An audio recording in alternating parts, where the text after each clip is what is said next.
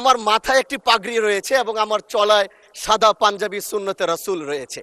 এটার জন্য হয়তো তিনি আমাকে ওইভাবে জঙ্গি বলে সম্বোধন সে আমাকে করেছে। আমি মনে করি আল্লাহ নবীর সুন্নত এবং এই পোশাক কোনোদিন জঙ্গির অ্যাসেম্বল হতে পারে না। জানো সবাই, আপনারা কিছুদিন আগে দেখেন নাই আমাদের একজন সংসদ সদস্য নাম হচ্ছে হানজালা, উনি যখন সংসদ থেকে বের হচ্ছিল তখন তাকে কি বলা হচ্ছিল?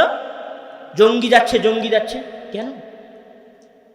ওইটাকে ড্রেস কোড করা হয়েছে, মানে পরিচয়। সন্ত্রাসবাদের পরিচয় হচ্ছে মাথায় টুপি আর মাথায় পাগড়ি, মাথায় পাগড়ি অথবা টুপি এবং মুখে দাঁড়িয়ে পরিচিত করা হয়েছে এই জিনিস দিয়ে। আর একটা পয়েন্টে আসি, আপনাদের এই স্কুলে এই কলেজেই যদি আগামীকাল অনুষ্ঠান হয় 16ই ডিসেম্বরের অথবা স্বাধীনতা দিবসের, তাহলে সেই দিবসে যদি রাজাকার কাউকে বানানো হয়, তাহলে সেই রাজাকারের মাথায় কি থাকবে বলেন তো? টুপি থাকবে। মুখে কি থাকবে? দাড়ি থাকবে। যদিও মুক্তিযুদ্ধে যারা রাজাকার ছিল তাদের দাড়ি ছিল মুখে আর মাথায় টুপি ছিল কিনা সেটা নিয়ে ইতিহাসের বিস্তারিত আলোচনা করা যাবে, সেটা নিয়ে এখানে বসেও 1 ঘন্টা লেকচার দেওয়া যাবে। সেটা নিয়ে যারা রাজাকার বলতে দাড়ি টুপি বানিয়েছে তাদেরকে ইতিহাস বলে ধুয়ে দেওয়ার মতো দলিল আদিল্লা আছে আমাদের কাছে, বলা যাবে, সেটার কথা আমরা বলছি না। কিন্তু তারা যখন রাজাকার বলে পরিচিত করতে চেয়েছে, রাজাকারকে যখন সংজ্ঞায়িত করতে চেয়েছে, রাজাকারের যখন ডেফিনেশন দিয়েছে, তখন সেই ডেফিনেশনটা কি দিয়েছে বলেন তো? মাথায় টুপি এবং মুখে দাড়ি। তাহলে একটা জিনিসকে আপনি কি বলে সংজ্ঞায়িত করছেন আর একটা জিনিসকে আপনি কি বলে ডেফিনেশন দিচ্ছেন, এটা অনেক গুরুত্ব রাখে। আমার কথা মনে হয় ধরতে পারছেন না। এখানে কলেজ, আমার ধারণা এখানে অনেক স্টুডেন্ট আছে এবং ছাত্ররা আছে, তারা হয়তো আমার কথা বুঝতে পারবে, আমি এতটুকু আশা করি। তাহলে কোনো জিনিসকে সংজ্ঞায়িত করাটা অনেক গুরুত্বপূর্ণ। কে সংজ্ঞায়িত করছে এটা পরের বিষয়, কিন্তু সংজ্ঞাটা কি সেটা অনেক গুরুত্বপূর্ণ। যেমন ধরেন, যখন আপনাদের সামনে বলা হয়েছে আমেরিকা কে আবিষ্কার করেছে, তখন আমরা সবাই এক বাক্যে বলেছি যে কলম্বাস আবিষ্কার করেছে। বাস্তবিক কলম্বাস আবিষ্কার করেছিল কিনা সেটার বিরুদ্ধে অনেক দলিল আছে যে আমেরিকা কলম্বাস আবিষ্কার করে নাই, কিন্তু সংজ্ঞা যে কলম্বাস আমেরিকা আবিষ্কার করেছে তখন আমরা সেটা মুখস্থ করে ফেলেছি। তো সংজ্ঞাটা অনেক গুরুত্বপূর্ণ, অনেক গুরুত্বপূর্ণ যে একটা জিনিসের সংজ্ঞা কি হবে। তাহলে সময়ের সংজ্ঞা কি হবে এটা অনেক গুরুত্বপূর্ণ। আমার কথা মনে হয় আপনারা বুঝতে পারেন। সময়ের সংজ্ঞাটা কি হবে এটা অনেক গুরুত্বপূর্ণ। আমি একজন মুসলিম, আমার কাছে সময়ের সংজ্ঞা কি, আর আমি একজন অমুসলিম, আমার কাছে সময়ের সংজ্ঞা কি, এটা অনেক গুরুত্বপূর্ণ। কেননা সংজ্ঞা যদি উলটপালট হয়ে যায় তাহলে আমার অ্যাকশন আলাদা হয়ে যাবে। এই সংজ্ঞার উপর ভিত্তি করে সময় কেন্দ্রিক মানুষের চিন্তা চেতনা পরিবর্তন হয়েছে। সর্বপ্রথম আধুনিক যে সময়, এই সময়ের সংজ্ঞা দেওয়া হয়েছে, আমি যদি বলি সর্বপ্রথম আধুনিক এই সময়ের সংজ্ঞা দেওয়া হয়েছে 1765 সালে। জোসেফ প্রিস্টলি তার বই এ চার্ট অফ বায়োগ্রাফির মধ্যে সময়ের সংজ্ঞা দিয়েছেন। উনি সময়কে কি বলেছেন? উনি বলেছিলেন যে সময় হচ্ছে একটি রৈখিক লাইন, একমুখী লাইন। একমুখী লাইন মানে, আমি বুঝিয়ে বলছি আপনাদের জন্য, সময় একমুখের। আপনাদের অনেকেই মনে হতে পারে যে সময়ের আবার সংজ্ঞা দরকার হয় নাকি, সময় তো সময়, এর আবার সংজ্ঞার কি আছে? হ্যাঁ, সময়ের সংজ্ঞা আছে। আধুনিক বিশ্বে সময়কে রৈখিক সময় বলা হয়। রৈখিক সময় মানে কি, যে 2001 সাল ছিল, 2002 সাল এসেছে, তারপরে 3 সাল, তারপরে 4 সাল, তারপরে 5 সাল, তারপরে 6 সাল, তারপরে 10 সাল। সময় এইভাবে সামনের দিকে আগাতে থাকবে। আর রৈখিক সময়ের সবচেয়ে বড় পয়েন্ট হচ্ছে যেই সময় একবার অতিবাহিত হয়ে গেছে সেই সময় আর সেই সময়ের কাজ কোনোদিন ফিরে আসবে না। আবার বোঝেন, রৈখিক সময়ের মূল যেটা কথা সেটা হচ্ছে যে আমি যেই সময়ের মধ্যে আছি এই সময়টা যদি চলে যায় তাহলে এটা আর কোনোদিন কি আসবে না, ফিরে আসবে না। আমরা কি মনে করি যে আমরা যে সময়ের মধ্যে বসবাস করছি এই সময় একদিন কিয়ামতের মাঠে আমাদের সামনে উপস্থাপন করা হবে? এটা কি বিশ্বাস করেন? আপনি এই দুনিয়াতে যা কিছু করছেন এই সকল কাজের প্রতিদান মহান আল্লাহ তাআলা আপনাকে আখিরাতে দিবেন, এটা কি আপনি বিশ্বাস করেন? তাহলে সময়ের যে বর্তমান সংজ্ঞা, এই সংজ্ঞার সাথে আমাদের বিশ্বাসের সংঘর্ষ আছে। আমি সংঘর্ষটাকে আগে স্পষ্ট করব।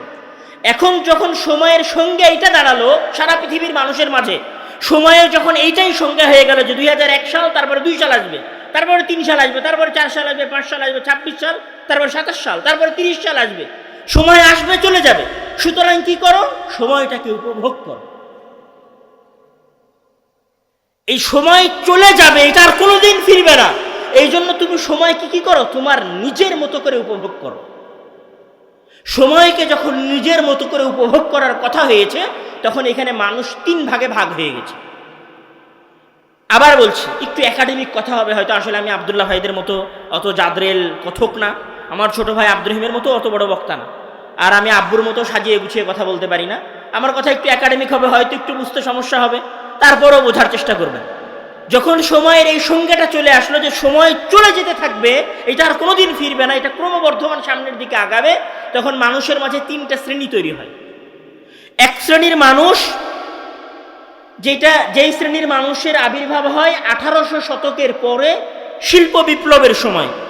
এই বিষয়ে এপি থমসন উনি একটা কথা বলেছিলেন, সেটা হচ্ছে যে সময় কাজের জন্য।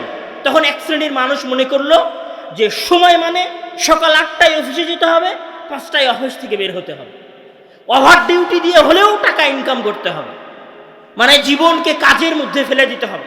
তখন এক শ্রেণীর মানুষ প্রো লেভেলের কর্মচারী হয়ে গেল।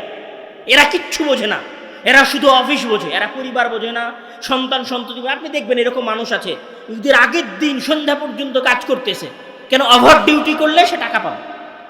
তখন এক শ্রেণীর মানুষ মনে করলো যে সময় মানে কাজ করতে হবে, সময় মানে শ্রম দিতে হবে, সময় মানে এখানে আমার শরীরের কোনো হক নাই, এখানে আমার পরিবার পরিজনের কোনো হক নাই, এখানে আমার স্ত্রী সন্তানের কোনো হক নাই, কোনো কিছুর কোনো হক নাই। কিন্তু ইসলাম কি বলছে? যে ওয়ালি জাসাদিকা আলাইকা হাক্কুন, ওয়ালি আহলিকা আলাইকা হাক্কুন, ওয়ালি আইনিকা আলাইকা হাক্কুন, মানে আপনার চোখের আপনার উপর হক আছে, আপনার শরীরের আপনার উপর হক আছে, মানে আপনার শরীর আপনার উপর অধিকার রাখে যে আপনি শরীরকে অতিরিক্ত খাটাতে পারবেন না, আপনি আপনার চোখকে অতিরিক্ত খাটাতে পারবেন না। কিন্তু আধুনিক বিশ্ব কি বলল? আরে এটা হচ্ছে কাজের সময়, কাজ করো। কেন বলল? আপনি যখন কাজ করবেন, ধরেন আপনি 5,000 টাকা উপার্জন করতেন, আগামী মাসে 20,000 টাকা উপার্জন করবেন, ওই 20,000 টাকা কোথায় গিয়ে খরচ করবেন? ওই 20,000 টাকা ওখানেই খরচ করবেন যার কোম্পানিতে আপনি কাজ করছিলেন। বুঝতে পারেননি মনে হয় কথা। ধরেন আপনি যদি এতদিন পর্যন্ত 5,000 টাকা ইনকাম করছিলেন, আপনার কাছে ফোন ছিল 10,000 টাকার, আপনি যখন 20,000 টাকা ইনকাম করা শুরু করলেন, তখন আপনার ফোনটা হয়ে গেল 15,000 টাকার। তো ওই যে 20,000 টাকা অতিরিক্ত সময় দিয়ে আপনি ইনকাম করলেন, তারপরে যে টাকাটা কামালেন, ওই টাকাটা আবার কার পকেটে চলে গেল? যে আপনাকে বলছিল যে ওভার টাইম করো তাহলে বেশি টাকা পাবা, তার পকেটে চলে গেল। ধরেন আপনি ঢাকা শহরের বড় গার্মেন্টসে চাকরি করেন, ওভার টাইম আপনি দিয়েছেন 8 ঘন্টার জায়গায় 16 ঘন্টা। 16 ঘন্টা ডিউটি দেওয়ার পরে আপনি কোথায় গেছেন? শোরুমে গেছেন কাপড় কিনতে, আপনার স্ত্রী, আপনার সন্তান, আপনার বাবা মা, আপনার ভাই বোনের। ওই কাপড় কেনার টাকাটা কোথায় চলে গেছে? ঘুরে ফিরে আপনার মালিকের কাছে, আপনার কোম্পানিতে। মানে আপনাকে যত বেশি খাটানো যাবে, আধুনিক বিশ্ব বা আধুনিক বিশ্বের মালিকেরা তত বেশি ধন সম্পদশালী হবে। বুঝতে পারেননি মনে হয় কথা। মানে আপনি যত বেশি আপনাকে ধ্বংস করবেন, আর আপনি যত বেশি আপনাকে ধ্বংস করে আপনি যদি 8 ঘন্টার জায়গায় 16 ঘন্টা ডিউটি দেন, আপনার মনে হবে 16 ঘন্টা ডিউটি দিয়ে টাকা আমার পকেটে ঢুকছে না, টাকা আপনার পকেটে এই দিক দিয়ে ঢুকছে আর এই দিক দিয়ে বের হয়ে যাচ্ছে। আপনি বুঝতে পারছেন না? তাহলে এক শ্রেণীর মানুষ হয়ে গেল যারা চরম লেভেলের অফিস কেন্দ্রিক, সময় কেন্দ্রিক হয়ে গেল। আর এক শ্রেণীর মানুষ কি করলো? যারা মনে করলো যে সময় মানেই টাকা, মানে সময়ের প্রতি সেকেন্ডে প্রতি মিনিটে টাকা উপার্জন করতে হবে। মানে প্রতি সেকেন্ড বললে ভুল হবে, প্রতি ন্যানো সেকেন্ডে, মানে সেকেন্ডের চাইতে ছোট সময়, সেকেন্ডের চাইতেও ছোট সময়ে টাকা ইনকাম করতে হবে। এই জন্য তাদের কাছে সময়ের সংজ্ঞা কি? সময়ের সংজ্ঞা হচ্ছে মানি। সময় মানেই মানি। সময়ের এই সংজ্ঞা সর্বপ্রথম কে দিয়েছিলেন? 1748 সালে বেঞ্জামিন ফ্র্যাঙ্কলিন। উনি advice to a young tradesman, এই বক্তব্যের মধ্যে উনি সর্বপ্রথম এই কথা উচ্চারণ করেছিলেন যে remember the time is money, তোমরা এটা স্মরণ করে রাখো, সময় মানে টাকা। তখন আর এক শ্রেণীর মানুষ, মানে আমাদের সমাজের দ্বারা ধনুকেবে ইলন মাস্কের মতো ব্যক্তিরা, আরো তার মতো যারা বড় বড় ব্যবসায়ী আছে, এরা মনে করলো কি জীবন মানে যতক্ষণ বেঁচে আছি হাজার হাজার কোটি টাকা উপার্জন করতে হবে। তখন এরা আর হালাল হারাম বাছা শুরু করলো। তো তখন এরা মনে করা শুরু করলো না যে কোনটা বৈধ আর কোনটা অবৈধ পথ। তখন এরা আর পার্থক্য করা শুরু করলো না। তখন এরা মনে করলো যে কোনো উপায়ে টাকা উপার্জন করতে হবে। তখন এরা মনে করলো মানুষ খুন করে হলেও টাকা উপার্জন করতে হবে। মানুষ খুন করে হলে টাকা উপার্জন করতে হবে মানে, আমি আপনাকে বলি যে আপনারা বাগদাদে, ইরাকে একসময় একটা ফিতনা আবির্ভূত হয়েছিল জঙ্গিদের, ISIS। আপনারা নাম শুনেছেন, যাদের কালো পতাকা ছিল, নাম শোনেন না আপনারা? একসময় আসছিল তালেবান, তো আরো এরকম বিভিন্ন সন্ত্রাসী সংগঠন আসছে। এই সন্ত্রাসী সংগঠনগুলো মানুষকে হত্যা করত। কি দিয়ে হত্যা করত? AK-47 এই ধরনের উচ্চমানের গুলি দিয়ে তারা মানুষকে হত্যা করত। স্নাইপার রাইফেল ইউজ করত, তারা রকেট লঞ্চার ইউজ করত। আমরা মুসলিমেরা কি রকেট লঞ্চার আবিষ্কার করি, তৈরি করি? কয়টা মুসলিম দেশ অস্ত্র আবিষ্কার করে, অস্ত্র তৈরি করে? কয়টা মুসলিম দেশ? ইরাকে সাদ্দাম হোসেন যতদিন ক্ষমতায় ছিলেন, সাদ্দাম হোসেন কয়টা রাইফেল তৈরি করে রেখে যেতে পেরেছিলেন? লেবাননে মুসলমানেরা কয়টা রাইফেল তৈরি করে রেখে যেতে পেরেছিল? আপনি যদি খোঁজ নেন, এই পৃথিবীর সবচেয়ে বড় বড় অস্ত্রের কোম্পানিগুলোর মালিক কারা? ইহুদিরা, খ্রিস্টানেরা, আমেরিকা। সব বড় বড় অস্ত্রের কোম্পানি হচ্ছে আমেরিকা। তাহলে ওই অস্ত্র তৈরি হয় আমেরিকায়, আর ওই অস্ত্র ব্যবহার হয় কোথায়? আফগানিস্তানে, ইরাকে। ওই অস্ত্র ব্যবহার হয় কোথায়? লেবাননে। তাহলে ওই অস্ত্র বিক্রি করে হলেও কি করতে হবে? টাকা উপার্জন করতে হবে।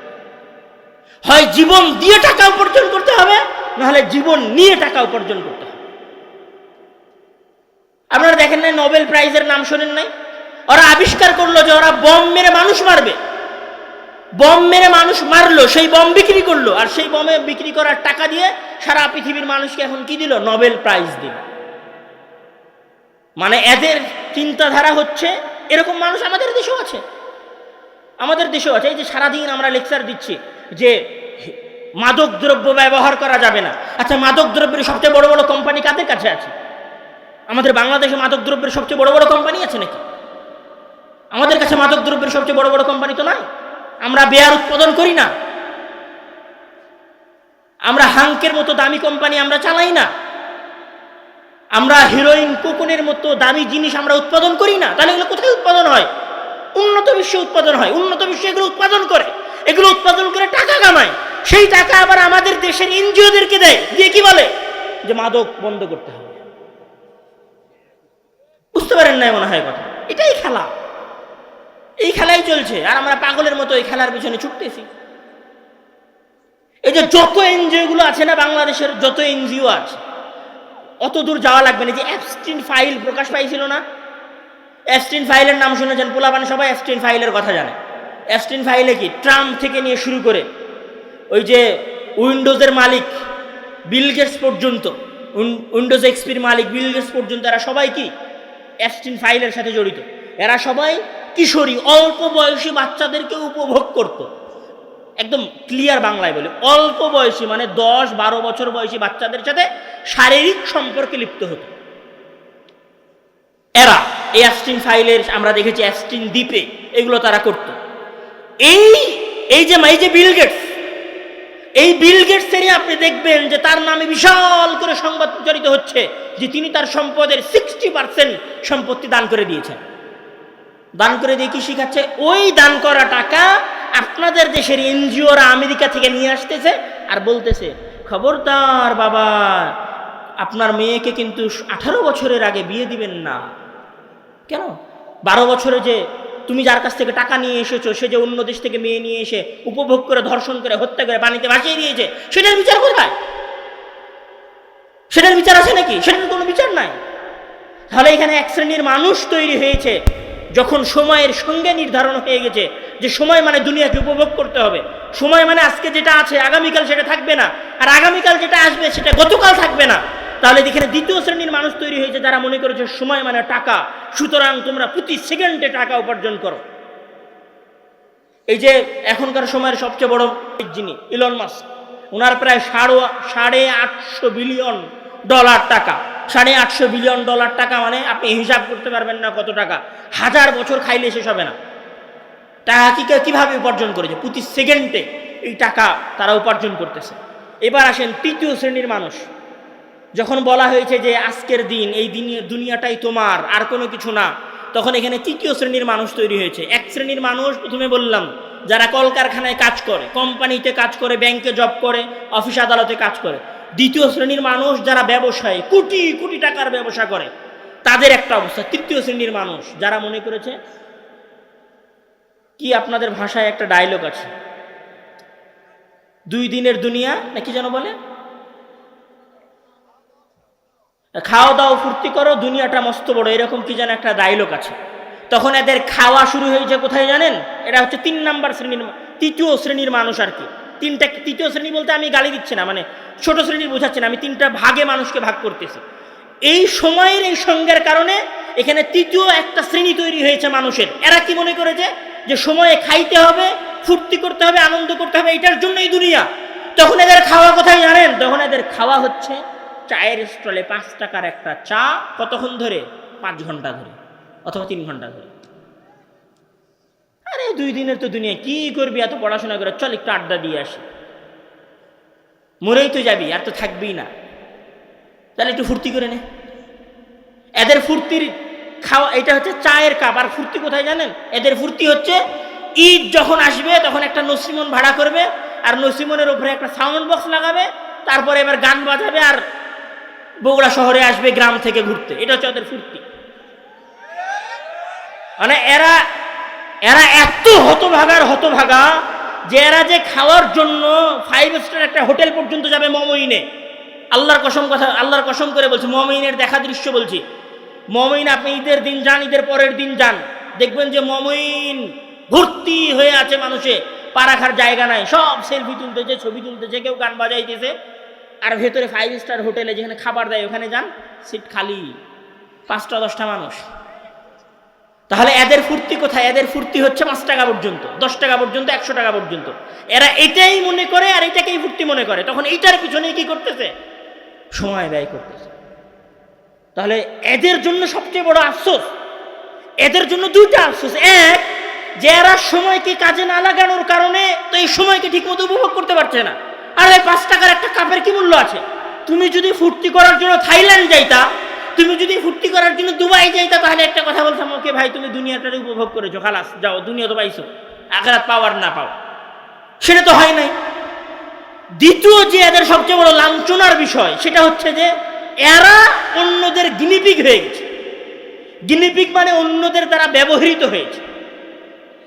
সময়ের প্রতি কনসার্ন না থাকার কারণে, সময়ের প্রতি মনোযোগ না থাকার কারণে, সময়ের সদ্ব্যবহারের আকর্ষণ না থাকার কারণে কিভাবে ব্যবহার হয়েছে জানেন?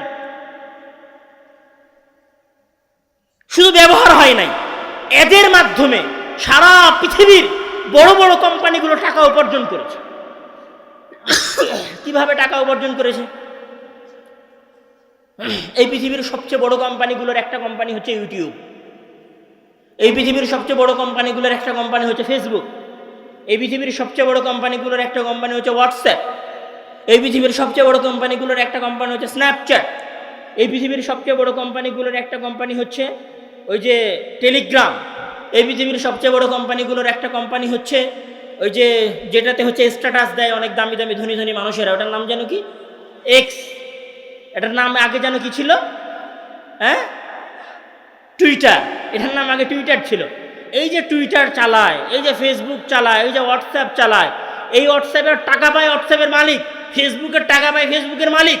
আর এই ফেসবুকে ভিডিও দেখে কে? আরে ফেসবুকে ভিডিও দেখে কে? আমার আপনার মতো 3 নাম্বার শ্রেণীর ভবঘুরেরা, যার কাছে সময়ের কোনো মূল্য নাই। ওই একবার ফেসবুক খুলেছে, এরকম করে খুলেছে, তো চেয়ারের উপরে বসে থেকে চালাইতেছে ফেসবুক চলতেছে 2 ঘন্টা। আর দাখিল পরীক্ষা সামনে, এসএসসি পরীক্ষা, বলছে 5 মিনিটের জন্য একটু ফেসবুকটা চালাই। 5 মিনিট মনে করে ফেসবুক হাতে নিয়েছে, দেখে আধা ঘন্টা নাই। সেই আধা ঘন্টায় কে টাকা উপার্জন করে নিয়ে গেছে? এই আধা ঘন্টায় কে টাকা উপার্জন করে নিয়ে গেছে? পাগলেরা। ধন্যবাদ, পাগল বলছে আপনাদেরকে। আপনারা পাগল, বসে থেকে দেখে নিজেদের সময় ধ্বংস করেছেন। আর আপনাদের সময়ের উপরে আর একজন মানুষ কি হয়ে গেছে? কোটিপতি হয়ে গেছে। আর আপনি একটা ভাঙ্গা টুলের উপরে ছোট্ট একটা কুড়ে ঘর, চায়ের স্টলে গিয়ে 5 টাকার একটা চায়ের কাপে ফু দিয়েছেন, বাস। বর্তমান সময়ের সবচেয়ে বড় একটা গেম আছে, গেমের নাম হচ্ছে পাবজি। পাবজি গেম কে খেলে? আচ্ছা, এদের আরো এরা কত নিচে নেমে গেছে আমি সেটা দেখাই। এরা তো দেখে আবার কি করে জানেন? ওই পাবজি গেম যে ছেলেটা খেলছে, মানে এখানে আবার 2 ধরনের মানুষ আছে। একটা হচ্ছে পাবজি গেম শুধু খেলে, আর একটা হচ্ছে পাবজি গেম খেলে টাকা ইনকাম করে। পাবজি গেম খেলে ওই গেমটা ভিডিও করে, অথবা গাড়ি চালানোর গেম এটাকে ভিডিও করে, ভিডিও করার পরে সেটা ইউটিউবে ছাড়ে, ইউটিউবে ছেড়ে টাকা ইনকাম করে। ওই ভিডিও গেম আবার আমাদের বাংলাদেশের এই অথর্বরা দেখে।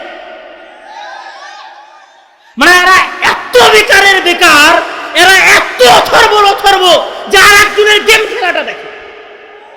আরে পাগল, গেম খেললে তো নিজে আনন্দ পাইতো, ও নিজেও আনন্দ পায় না, আর একজনের গেম খেলা দেখে। এটা হচ্ছে আমাদের যুবক শ্রেণীর অবস্থা।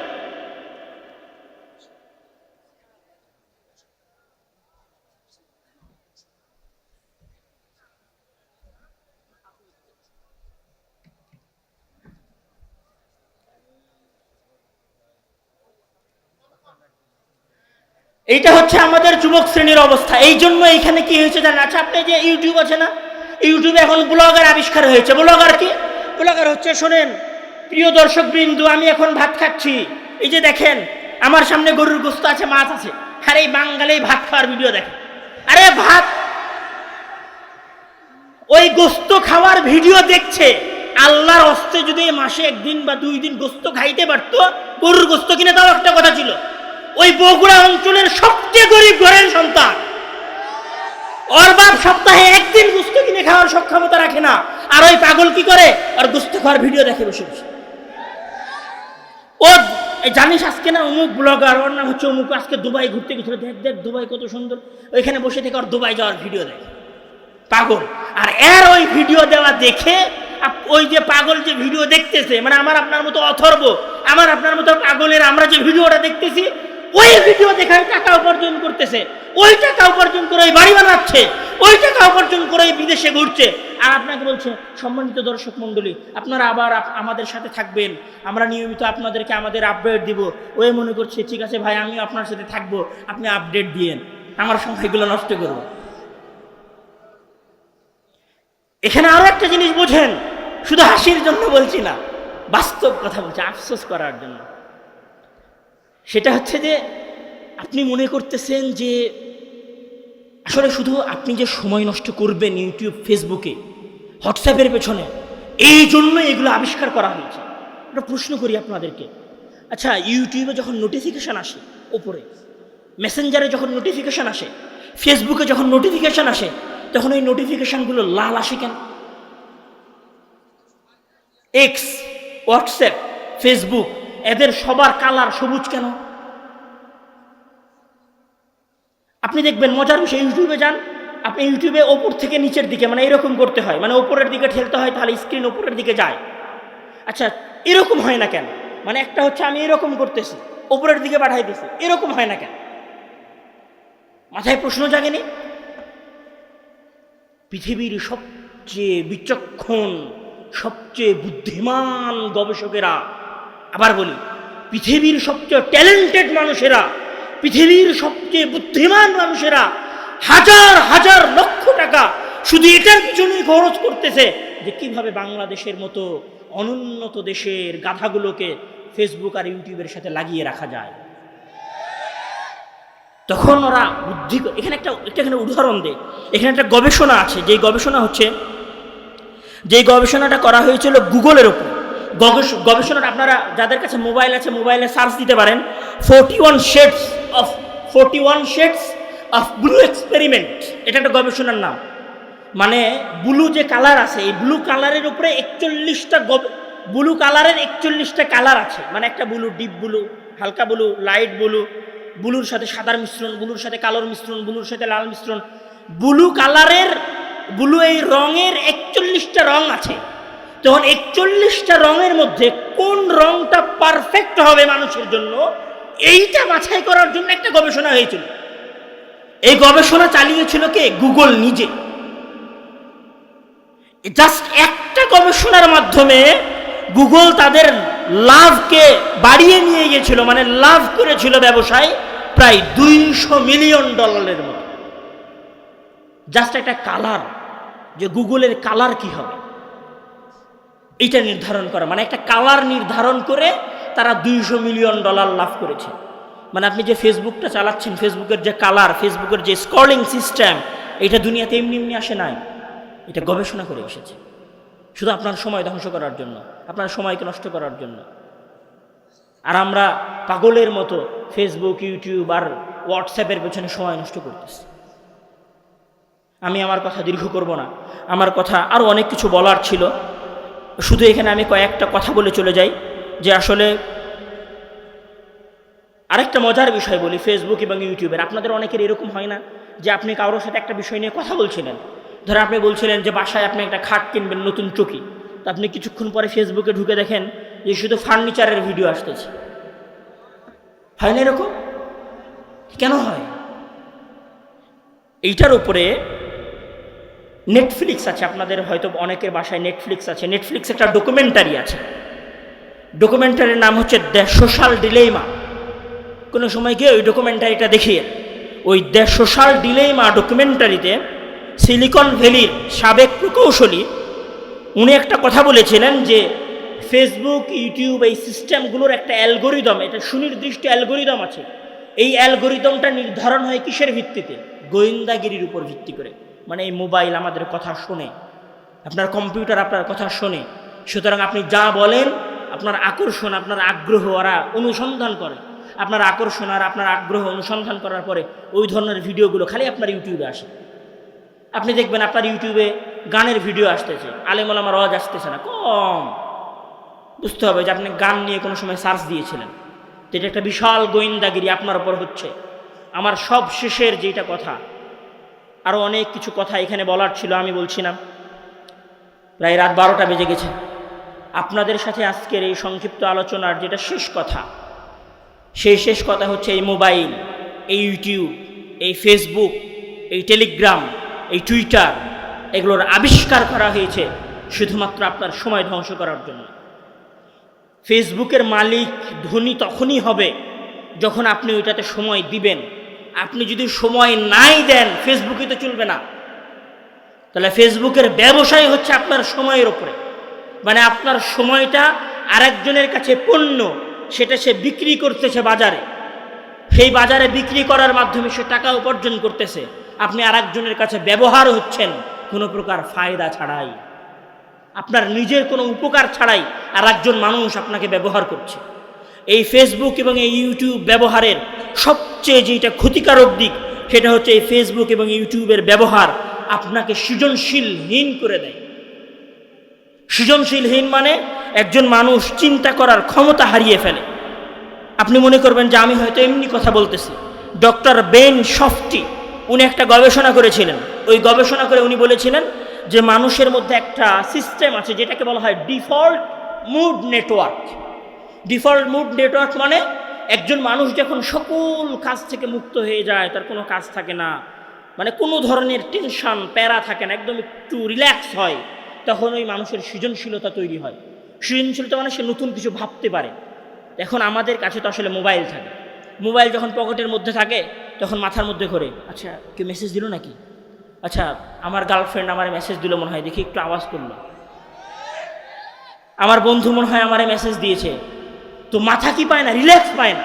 ধরেন আপনি ঘুমাইছেন না, আমরা কিভাবে ঘুমাইতে যাই, লাস্ট মেসেজটা কার, দেখতে দেখতে দেখতে দেখতে যখন একদম চোখে ঘুম চলে এসেছে তখন মোবাইল রেখে দিয়েছে। তাহলে আপনার মাথা কি শান্তি পেয়েছে? আপনার মাথার ডিফল্ট মুড নেটওয়ার্কে যায়নি। ডিফল্ট মুড নেটওয়ার্ক মানে সহজ ভাষায় বলি এরোপ্লেন মুড চালু করা, এটাকে বলা হয় ডিফল্ট মুড নেটওয়ার্ক। আপনি যখন আপনার মাথায় এরোপ্লেন মুড চালু করতে পারবেন তখন আপনি সৃজনশীল হবেন। আর আমাদের অবস্থা হচ্ছে আমরা ঘুম যাই মোবাইল চালাতে চালাতে, আর ঘুম থেকে উঠে চোখে খুলিনি, মোবাইলটা কই, মোবাইলটা সবার কার মেসেজ, এটা হচ্ছে আমাদের অবস্থা। হায়রে, এই অবস্থায় উন্নতি হবে না, এই অবস্থায় সমাজ পরিবর্তন হবে না, এই অবস্থায় বিপ্লব আসবে না, এই অবস্থায় আমরা এই সমাজকে কিছু দিতে পারবো না। আসেন আমরা সময়কে কাজে লাগাই, আসেন আমরা আমাদের সময়ের সৎ ব্যবহার করি। এই জন্য ইসলাম সময় কেন্দ্রিক যে আদর্শ নির্ধারণ করে দিয়েছে, ইসলাম সময়ের যে সংজ্ঞা দিয়েছে, সেই সংজ্ঞাটাই সবচেয়ে গুরুত্বপূর্ণ। ইসলামের সময়ের সংজ্ঞা কি? ইসলামের সময়ের সঙ্গে হচ্ছে লা ইয়াজুলু কাদাম আবদিন, কিয়ামতের দিন কোনো বান্দা এক পাও অগ্রসর হতে পারবে না যতক্ষণ পর্যন্ত না সে তার সময়ের হিসাব দিতে পারবে। তাহলে ইসলামের সময়ের সঙ্গে হচ্ছে সময় আল্লাহর নিয়ামত, এটাকে মেপে মেপে হিসাব করে করে খরচ করতে হবে। কোথায় খরচ করব সেটা ভেবে তারপরে এটাকে খরচ করতে হবে, না ভেবে না চিন্তা করে হুটহাট সময় খরচ করা ইসলামের বিধান নয়। ভেবে চিন্তে সময় খরচ করতে হবে, এটাই ইসলামের বিধান, এটার উপরে আমাদেরকে আমল করতে হবে। আমরা যদি সময়কে ইসলামের বিধান অনুযায়ী কাজে লাগাতে পারি, তাহলে রাসূল সাল্লাল্লাহু আলাইহি ওয়াসাল্লাম এবং আল্লাহর ওই কথা আমাদের দ্বারা প্রতীয়মান হবে। রব্বানা আতিনা ফিদ দুনিয়া হাসানাতাও ওয়া ফিল আখিরাতি হাসানা। দুনিয়াও হাসিল হবে, আখিরাতও হাসিল হবে। দুনিয়াতে একটা সুন্দর জীবন হবে, কিছু টাকা পয়সা হবে, সুন্দর একটা ফ্যামিলি হবে, সময় নষ্ট হবে না, গাঞ্জাখোর মদখোর হব না, গেম খেলবো না, সময় নষ্ট করবো না, ভালো একটা রেজাল্ট হবে, মোটামুটি একটা চাকরি হবে। আর আখেরাতে সালাত আদায় করবো, সিয়াম পালন করবো, এই জন্য আখেরাতে জান্নাত পাবো। দুই কুল লাভ করা যেতে পারে শুধুমাত্র ইসলামী সময় ব্যবস্থার মাধ্যমে। আল্লাহ তাআলা আমাদেরকে আমাদের সময়কে কাজে লাগানোর তৌফিক দান করুক। আল্লাহুম্মা আমিন। ওয়া আখিরু দাওয়ানা আলহামদুলিল্লাহি রাব্বিল আলামিন। আসসালামু আলাইকুম ওয়া রাহমাতুল্লাহি ওয়া বারাকাতুহু।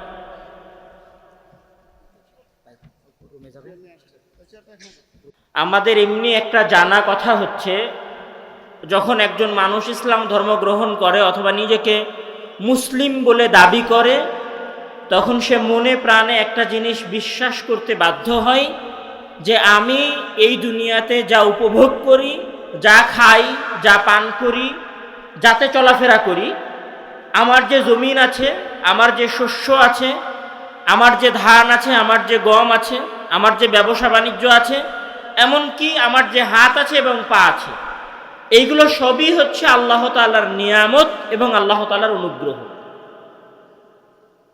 এই জন্য মহান আল্লাহ তাআলা পবিত্র কোরআনের মধ্যে বলছেন যে আউযু বিল্লাহি মিনাশ শাইতানির রাজিম, বিসমিল্লাহির রহমানির রহিম, ওয়া ইন তাউদ্দু নি'মাতাল্লাহি লা তুহসুহা। যদি তোমরা আল্লাহ তাআলার নিয়ামতকে গুনার চেষ্টা করো, গণনা করার চেষ্টা করো, তাহলে তোমরা আল্লাহ তাআলার নিয়ামত গণনা করে শেষ করতে পারবে না। এবং মহান আল্লাহ তাআলা অন্য জায়গায় বলছেন যে ওয়ালিল্লাহি মুলকুস সামাওয়াতি ওয়াল আরদি ওয়াল্লাহু আলা কুল্লি শাইইন কাদির। আরেক জায়গায় বলছেন যে ওয়ালিল্লাহি মা ফিস সামাওয়াতি ওয়া মা ফিল আরদি। আসমান এবং জমিনের মাঝে যা কিছু আছে, মানে আমি আপনি আমাদের চোখের সীমায় যা দেখতে পাচ্ছি, বিজ্ঞান যা দেখতে পেয়েছে মহাকাশে আর যা দেখতে পাইনি, আর আমরা এই জমিনের নিচে যতটুকু জানতে পেরেছি 12,000 কিলোমিটার পর্যন্ত, আর তার নিচে আমরা যতটুকু জানতে পারিনি, তার সব কিছুর একচ্ছত্র মালিকানা হচ্ছে আল্লাহ তাআলা। সুতরাং এই পৃথিবীতে আমি এবং আপনি যা কিছু উপভোগ করি, তার সবই হচ্ছে মহান আল্লাহ তাআলার দেওয়া অনুগ্রহ, মহান আল্লাহ তাআলার দেওয়া করুণা, মহান আল্লাহ তাআলার দেওয়া কৃপা। এমনকি ইসলামের যেটা মৌলিক বৈশিষ্ট্য, বা একজন ব্যক্তি যখন মুসলিম হয় তাকে এই জিনিসটা মানতে বাধ্য করা হয় যে, অথবা সে মুসলিম হওয়ার জন্য এইটা মানতে বাধ্য যে আমার স্যান্ডেলের যে ফিতাটা আছে ওই ফিতাটাও আল্লাহ তাআলার দেওয়া, এবং যখন আমার স্যান্ডেল ছিঁড়ে যাবে ওই স্যান্ডেলটাও আল্লাহর কাছে চাইতে হবে, এবং আমার কাছে যদি সবচেয়ে দামি মোবাইল থাকে তাহলে ওই দামি মোবাইলটাও আল্লাহ তাআলার দেওয়া। এই জন্য যখন কোনো মুমিন বিপদে পড়ে অথবা কোনো মুমিনের কাছ থেকে কোনো কিছু ছিনিয়ে নেওয়া হয়, তখন রাসূল সাল্লাল্লাহু আলাইহি ওয়াসাল্লাম বলছেন যে লিল্লাহি মা আখাযা ওয়া লাহু মা আতা। উনি দিয়েছিলেন, আবার উনি নিয়ে নিয়েছেন। এই জন্য ইসলামে যখন কোনো মুসলিম বিপদে পড়ে, বিপদগ্রস্ত হয়, তখন তাদেরকে কি বলতে বলা হয়েছে? ইন্না লিল্লাহি ওয়া ইন্না ইলাইহি রাজিউন। মানে আমি এবং আমার যা কিছু আছে সবকিছু আল্লাহ তাআলার। অর্থাৎ আমরা যেই দুনিয়ায় বসবাস করছি, যা কিছু খাচ্ছি, যা উপভোগ করছি, সেইটা যদি আমার নিজের উপার্জন করাও হয়, মানে একজন কৃষক যদি সকালে বাসা থেকে বের হয়ে সন্ধ্যা পর্যন্ত মাঠে কাজ করে, আর ওই কাজ করার পরে যদি 1000 টাকা উপার্জন করে, তাও তাকে বিশ্বাস করতে হবে যে 1000 টাকা কার দেওয়া? আল্লাহ তাআলার দেওয়া। আচ্ছা, এতটুকু আমরা নিশ্চিত হলাম যে মহান আল্লাহ তাআলার নিয়ামত আমরা উপভোগ করছি। পরের কথায় আসি যে আল্লাহ তাআলা এই নিয়ামতগুলোকে উপভোগ করার জন্য, এই জমিন এবং আসমানের মাঝে যা কিছু উনি দিয়েছেন, সেগুলোকে উপভোগ করার জন্য উনি আমাদেরকে কি দিয়েছেন? জীবন দিয়েছেন। মানে যদি আমার এবং আপনার জীবন না থাকতো, তাহলে আমরা এই দুনিয়াকে উপভোগ করতে পারতাম না। আমি একটা সহজ উদাহরণ দেখাই।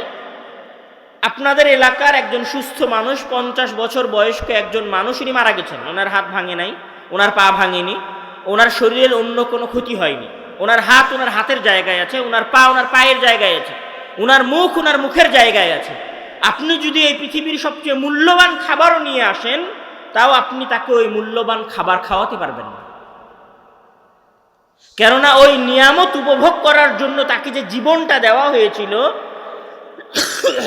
সেই জীবনটা এখন তার কাছে নাই। আপনি যদি এই পৃথিবীর সবচেয়ে দামি গাড়ি আপনার যদি থাকে, অথবা আপনার যদি একটা সাইকেল থাকে, দামি গাড়ি না, আপনার যদি একটা সাইকেলও থাকে, আপনার যদি একটা হাত ভেঙে যায় অথবা একটা পা ভেঙে যায়, কিছুদিন পর ঠিক হয়ে গেলে আপনি ওই সাইকেল চালাতে পারেন, ওই মোটর সাইকেলে উঠতে পারেন, অথবা আপনার সন্তানের পেছনে মোটর সাইকেলে চড়ে আপনি যেতে পারেন।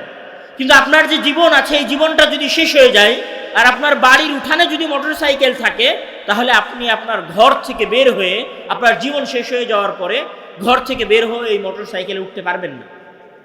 তাহলে দুনিয়ার সকল নিয়ামতকে উপভোগ করার জন্য মহান আল্লাহ তাআলা কি দিয়েছেন? মানুষকে জীবন দিয়েছেন। তাবারাকাল্লাযী বিয়াদিহিল মুলক ওয়া হুয়া আলা কুল্লি শাইইন কাদির আল্লাযী খালাকাল মাউতা ওয়াল হায়াতা লিয়াবলুয়াকুম আইয়ুকুম আহসানু আমালা। যে উনি এই পৃথিবী জগৎ সৃষ্টি করেছেন, মানুষকে সৃষ্টি করেছেন, এবং এখানে উনি দুইটা জিনিস সৃষ্টি করেছেন, একটা হচ্ছে মৃত্যু আর একটা হচ্ছে জীবন। এখন আসেন যে যখন আমরা এটা জানলাম যে মহান আল্লাহ তাআলা নিয়ামত দিয়েছেন, নিয়ামতকে উপভোগ করার জন্য জীবন দিয়েছেন, এই জীবনটাকে মহান আল্লাহ তাআলা কি বলে আখ্যায়িত করেছেন পবিত্র কোরআনে? মহান আল্লাহ তাআলা যখন মানুষের জীবনের কথা বলছেন, তখন উনি বলছেন যে ওয়ালিকুল্লি উম্মাতুন আজালুন ইযা জাআ আজালুহুম লা ইস্তাখিরুনা সাআতান ওয়া লা ইস্তাকদিমুন। যে প্রত্যেক মানুষের আজাল আছে, মানে একটা সময় আছে। যখন ওই সময় শেষ হয়ে যাবে, তখন ওই সময়ের 1 মিনিট আগে তার জীবন শেষ হবে না, আর ওই সময়ের 1 মিনিট পরেও তার জীবন শেষ হবে না। মানে যেই সময়টা তার যাওয়ার জন্য নির্ধারণ করা হয়েছে, সেই সময়ই সেই দুনিয়া থেকে বিদায় নেবে। মানে আমি যদি একদম সহজ ভাষায় বলি, তাহলে আল্লাহ তাআলা জীবনকে পবিত্র কোরআনে এবং রাসূল সাল্লাল্লাহু আলাইহি ওয়াসাল্লাম হাদিসে আরেকটা নাম দিয়েছেন, সেটা হচ্ছে সময়। আব্দুল্লাহ ভাই তার অসংখ্য বক্তব্যের মধ্যে একটা কথা বারবার বলতেন যে আমরা সময়ের মধ্যে বসবাস করি। তো সময়ের মধ্যে আমরা কিভাবে বসবাস করি? আমাদের জীবন, যেটাকে আপনি জীবন মনে করছেন, এটা আসলে জীবন নয়, এটা হচ্ছে সময়। এই জন্য মহান আল্লাহ তাআলা পবিত্র কোরআনের মধ্যে বলছেন যে ইযা জাআ আহাদাহুমুল মাউত ফায়াকুল রাব্বি লাউলা আখারতানি ইলা আজালিন করিব ফাআসাদদাকা ওয়া আকুম মিনাস সালিহিন। যখন তোমাদের কারো কাছে মৃত্যু উপস্থিত হয়, তখন সে আল্লাহ তাআলার কাছে অনুরোধ করে যে আল্লাহ তাআলা যেন তাকে 1 সেকেন্ড সময় বাড়িয়ে দেয়। তাহলে মৃত্যুটা কি বলেন তো? মৃত্যুটা হচ্ছে সময় ফুরিয়ে যাওয়া। আর জীবন মানে হচ্ছে সময়। যতক্ষণ আপনি সময়ের মধ্যে আছেন, ততক্ষণ আপনার জীবন আছে।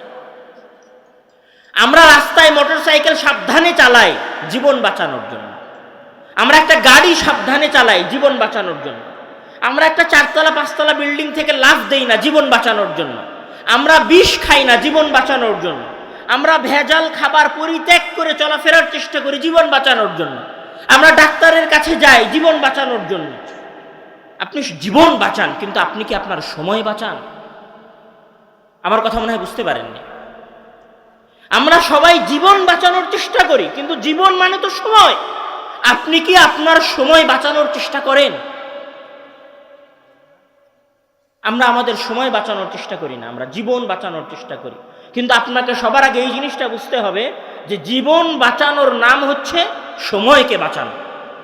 এবং ইসলামের সকল কিছুই, ইসলামের এমন কোনো নিয়ম পাবেন না যেটা সময়ের সাথে জড়িত নয়। যেমন ধরেন, আমাদের সবচেয়ে ফজিলতপূর্ণ 12 মাসের মধ্যে সবচেয়ে ফজিলতপূর্ণ মাস হচ্ছে, বা ফজিলতপূর্ণ মাস বলি না, ইবাদত বলি, সবচেয়ে ফজিলতপূর্ণ ইবাদত হচ্ছে সিয়াম পালন করা। সিয়ামটা কিসের সাথে সংশ্লিষ্ট? সময়ের সাথে সংশ্লিষ্ট। নির্দিষ্ট একটা সময়ে শুরু হয়, নির্দিষ্ট একটা সময় শেষ হয়ে যায়। এই যে সিয়াম আপনি রাখেন, এইটা একটা সময় শুরু হয় সকালে সুবে সাদেকের সময়, মানে সময় শেষ হয়ে গেলে কেউ যদি সাহরি করে তাহলে তার সিয়াম হবে না। ধরেন সূর্য উঠে গেছে, কেউ যদি মনে করে যে আমি খাবার খেয়ে সিয়াম থাকবো, হবে না ইবাদত। তাহলে সিয়ামটা ইবাদতের সাথে সংশ্লিষ্ট। হজ অনেক বড় ইবাদত, কিসের সাথে সংশ্লিষ্ট? সময়ের সাথে সংশ্লিষ্ট। কেউ যদি মনে করে যে আমি মুহররম মাসে গিয়ে হজ পালন করব, হজ হবে। কেউ যদি মনে করে যে রমজান মাস অনেক ফজিলতের মাস, আমি রমজান মাসে গিয়ে হজ করে আসব, হজ হবে? হবে না। উমরা হবে কিন্তু হজ হবে না। কেউ যদি মনে করে যে আমি ফজরের সালাত মাগরিবে আদায় করব, হবে? হবে না। ফজরের সালাত ফজরের সময় আদায় করতে হবে, জোহরের সালাত জোহরের সময় আদায় করতে হবে। ইসলামের সকল ইবাদত সময়ের সাথে সংশ্লিষ্ট। এই জন্য আল্লাহ তাআলা পবিত্র কোরআনের মধ্যে অসংখ্য জায়গায় শপথ করছেন। উনি বলছেন যে ওয়াল ফাজরি ওয়া লায়ালিন আশরি, উনি বলছেন ওয়াদ-দুহা, উনি কি বলছেন ওয়াল আসর। মানে উনি এই পৃথিবীতে অনেক গুরুত্বপূর্ণ বিষয়বস্তুর কসম খেয়েছেন, শপথ করেছেন। তার মধ্যে উনি কিসের শপথ সবচেয়ে বেশি করেছেন? সময়ে। আমরা যদি সংক্ষিপ্ত করতে চাই কথা, তাহলে আমাদের কথা এটা দাঁড়াবে যে ইসলামের দৃষ্টিতে একজন মানুষের জীবনে সবচেয়ে মূল্যবান জিনিস হচ্ছে সময়, কেননা সময় মানেই জীবন। এই জন্য মহান আল্লাহ তাআলা যখন পবিত্র কোরআনের মধ্যে সময়ের কথা বলছেন, তখন উনি বলছেন যে ওয়াল আসরি ইন্নাল ইনসানা লাফি খুসরিন, সময়ের ব্যাপারে সকল মানুষ ক্ষতির মধ্যে নিমজ্জিত। মানে কোনো একজন মানুষ যদি দুনিয়াতে সময়কে কাজে লাগায়, সে যদি মুসলিম নাও হয় তাও সে দুনিয়ায় ক্ষতিগ্রস্ত হবে না, লাভবান হবে। আর কোনো একজন মানুষ যদি সময়কে কাজে না লাগায়, তাহলে তার জন্য দুনিয়াতেও ক্ষতি, আখেরাতেও ক্ষতি। তাহলে সময়কে কাজে লাগাতে হবে। সময় অনেক গুরুত্ববান এবং অনেক গুরুত্বপূর্ণ জিনিস। এই জন্য এখন আসি পরের কথায়। সময় যেহেতু আমাদের কাছে অনেক গুরুত্বপূর্ণ, ইসলামের দৃষ্টিতে আমাদের মুসলিমদের কাছে গুরুত্বপূর্ণ হোক বা না হোক, ইসলামের দৃষ্টিতে সময় অনেক গুরুত্বপূর্ণ। সময় যেহেতু আমাদের কাছে অনেক গুরুত্বপূর্ণ, সুতরাং কেউ যদি আপনাকে কন্ট্রোল করতে চায়, আপনাকে নিয়ন্ত্রণ করতে চায়, তাহলে সবার আগে আপনার কোন জিনিসটাকে নিয়ন্ত্রণ করতে হবে? আপনার সময়কে নিয়ন্ত্রণ করতে হবে। আপনি মনে হয় আমার কথা বুঝতে পারছেন না। মানে আপনার জীবনের বা আল্লাহ তাআলা আপনাকে যা কিছু দিয়েছেন, এই সব কিছুর মধ্যে সবচেয়ে গুরুত্বপূর্ণ যদি সময় হয়, মানে আমরা বললাম যে মহান আল্লাহ তাআলা মানুষকে নিয়ামত দিয়েছেন, নিয়ামতকে উপভোগ করার জন্য জীবন দিয়েছেন, আর জীবনের অপর নাম হচ্ছে সময়। তাহলে একজন মুসলিমের জীবনে সবচেয়ে গুরুত্বপূর্ণ জিনিস হচ্ছে সময়।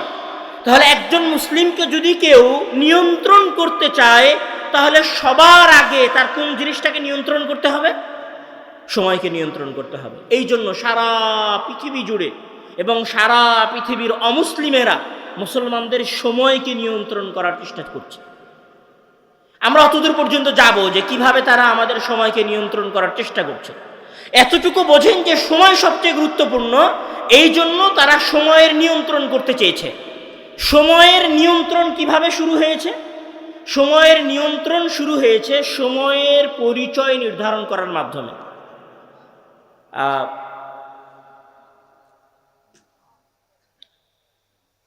যখন টুইন টাওয়ারে হামলা হলো, টুইন টাওয়ারে হামলা হওয়ার পরে পৃথিবীতে সন্ত্রাসবাদের আলোচনা শুরু হলো। পৃথিবীতে সন্ত্রাসবাদের আলোচনা টিভি চ্যানেল টকশোগুলোতে অনেক বেশি হওয়া শুরু হলো। আচ্ছা, তখন সন্ত্রাসবাদের পরিচয় কি ছিল বলতে পারবেন? বা সন্ত্রাসবাদকে কি বলে পরিচিত করা হয়েছিল সেটা কেউ জানেন? না। তখন সন্ত্রাসবাদকে পরিচিত করা হয়েছিল, সন্ত্রাস মানে মাথায় টুপি আর মুখে দাড়ি। বুঝতে পারেননি মনে হয় আমার কথা। সন্ত্রাস করা মানে কি? একজন মানুষকে ভয় দেখানো। সন্ত্রাস করা মানে একজন মানুষকে অন্যায়ভাবে হত্যা করা।